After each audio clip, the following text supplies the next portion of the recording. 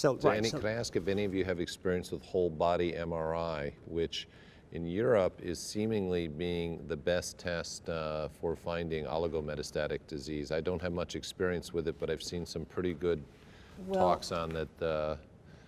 Being the oldest ones at this table, I do have experience with whole body MRI that was based on, growing up in Seattle and using MRI to stage lymphoma. And so the whole body MRI, which was not a high-tech MRI, it was actually the lower-tech MRI, was very good at finding disease in bone marrow. And for a while, we were actually using it to look at some of our patients with prostate cancer. But this goes back to the 90s. So, I'm not familiar with what they're doing in Europe, but it certainly makes sense because they're not looking for the bone destruction. They're just looking for presence of abnormal cells in the marrow. We'll find more. So go ahead, Dan. So there was a paper that was published within the last 2 years. It's called RADAR, and it was formed from a consensus group. I believe you were a part of that as well, Susan Slovan, Dave Crawford, myself. And when we looked at some of the different criteria or the different practice patterns for looking at imaging. And one of the things that paper suggested that at a PSA of 2, we start looking for metastases, and then every doubling time thereafter that.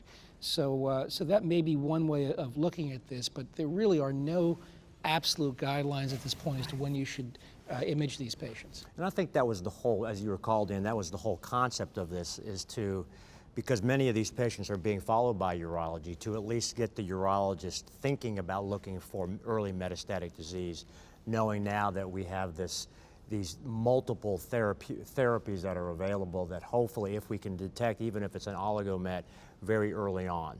So let's just say he gets a sodium fluoride PET in October of 2013 in his PSA at a level of 2.5 and it's negative. So that is the typical index patient 1, that is the M0 patient. Joe, as you had mentioned, that is a very, very challenging space because we don't really have any drugs approved with a survival benefit, and really, according to NCCN, it's really observation or clinical trial. What type of trials are out there right now? Right now, there's the ARN 509 trial looking at the M0 state and the ODM trial. That's the 2 I know of, and we're enrolling in one of those at our site. There's an enzalutamide There's trial. an enzalutamide trial as well, yep. Yeah. And that's what, Prosper? Correct. Right. So you've got Prosper, which is an M0 with Enza. The Spartan trial, which is ARN 509. That's what. That's ARN versus Placebo. And then you have the Bayer ODM 201 trial. Correct. Okay. They're all placebo controlled. Right. Control.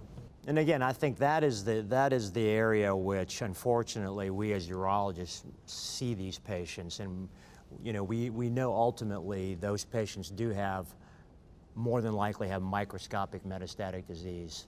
And if we could get some really effective therapeutic agents into that space approved, it would be great for these, for these patients. So I wanted to ask Tia, for example, how much she still uses second-line anti-androgen manipulation. I mean, it's a bit of a stall move. I see it as historic, and with a third of responders for a short period, but I think people still do a lot of it. How about you? Well, yeah, it's interesting you mention that, though, because if you look specifically at the NCCN guidelines, there's still this whole shopping list of secondary hormone manipulations that are in the same, box as enzalutamide, abiraterone, and And honestly, I don't do that many secondary hormone manipulations anymore. I mean, in the M0 space, I do, but I mean, if you're talking about further down the line. Well, I'm talking M0. Oh, M0. Well, the thing, that's the problem. This kind of patient right we here. Want to get them on a trial. We don't have much else, but. Yeah, no, but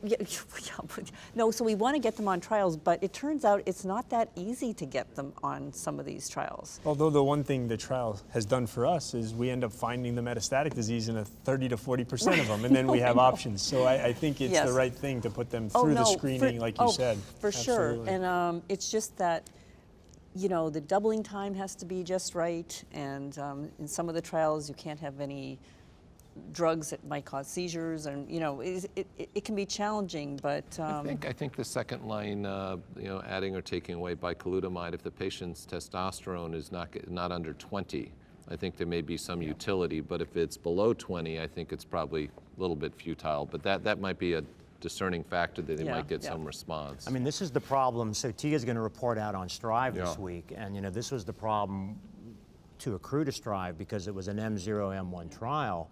And if you had already been exposed to bicalutamide during Strive, you couldn't get, and you had a PSA rise, you couldn't get into Strive. And so actually... But it's true with all these trials.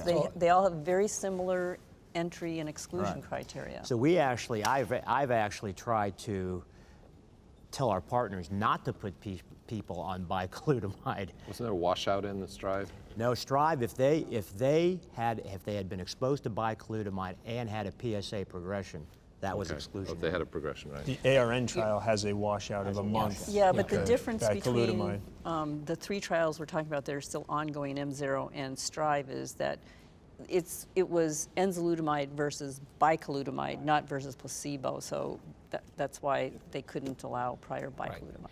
But the one common thread for all those trials, at least it's that way in Prosper, is they can't have had ketoconazole, and that's the one treatment I think commonly that will eliminate patients from all of those studies, which is something I commonly use in a non-protocol patient. In fact, I think that's the only situation where I do use ketoconazole at this point. Right. So in the M0 patients.